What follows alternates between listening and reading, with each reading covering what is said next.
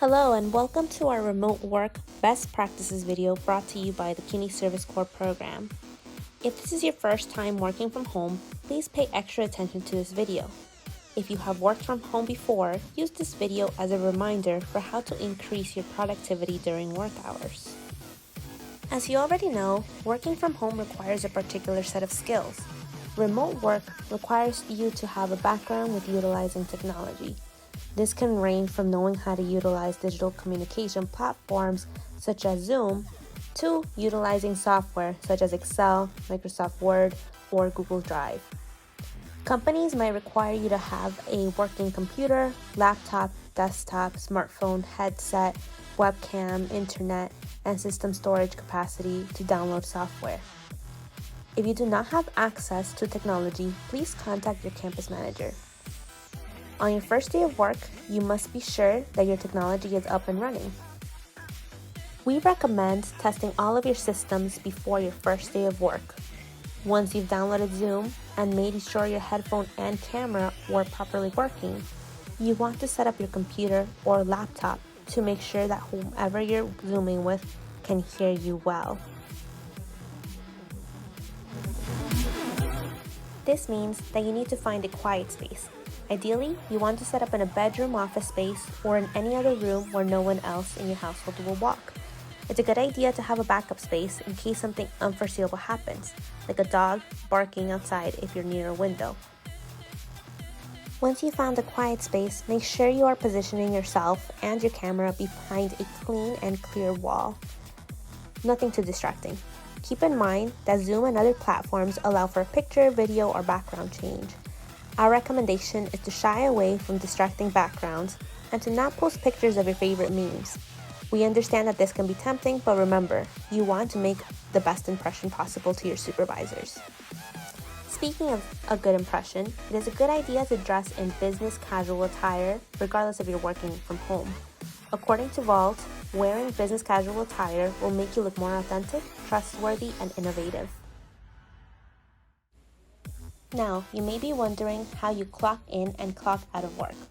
Every placement site will have their own clock in and clock out system. Make sure that you are following their protocol, and if you are unsure about the process, just ask. It is important to note that you'll make a lasting impression if you clock in a few minutes before your shift and clock out a few minutes after your shift. Do not put these extra minutes in your timesheet, but just use this time to prep and wrap up your work for the day. One of our top recommendations is to be mindful of your shift hours.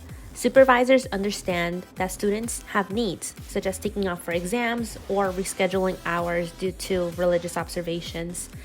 In the same way that students have needs, employers have needs. So be sure to give supervisors a 2 weeks notice before making these changes and to send them an email reminder that you will be taking off. Calling out a few hours before your shift is irresponsible and might lead to dismissal from the program. As a new worker, we recommend that you thoroughly review the internship placement site handbook and to review the policy manual to ensure you have a successful year.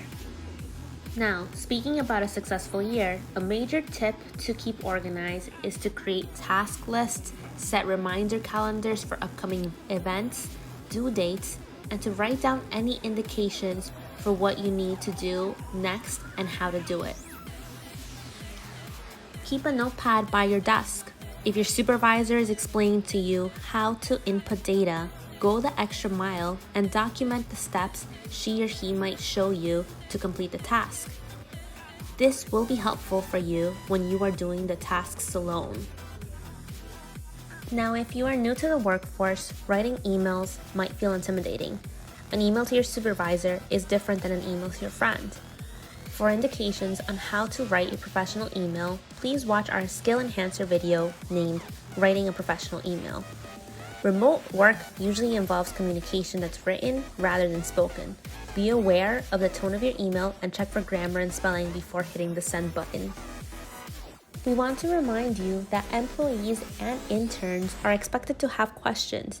After all, this is a new experience for you. Make sure that you are constantly communicating with your supervisor or campus manager to let them know about the projects you are working on or ask any questions you may have. Now that we have given you most of our recommendations, it is time that we shift over to talk about what you should avoid. Avoid distractions during work hours. Turn off your phone if possible. Don't fall into a cycle where your productivity falls because of distractions, as it is very hard to break out of that habit. Before we log off, we want to leave you off with a few tips. Remember to stay professional, always maintain busy. If there is nothing left to do, look for something to do. Manage your time wisely, get your projects done on time, and set goals for yourself. This will definitely make it a more enjoyable experience. And remember that you are also capable of troubleshooting any issues that you may have. Troubleshooting is the same thing as problem solving. So if there's any problems that come up, try to figure out the best way to resolve these problems on your own. Lastly, make sure that you prioritize your tasks and to have fun while you're doing this. Your internship is a great way to learn new skills and challenge yourself along the way. Now, please keep in mind that you have the CUNY Service Corps team to help you with any issues that you may be facing in your placement site and to constantly present you with professional development opportunities. Thank you for watching and enjoy the rest of your day.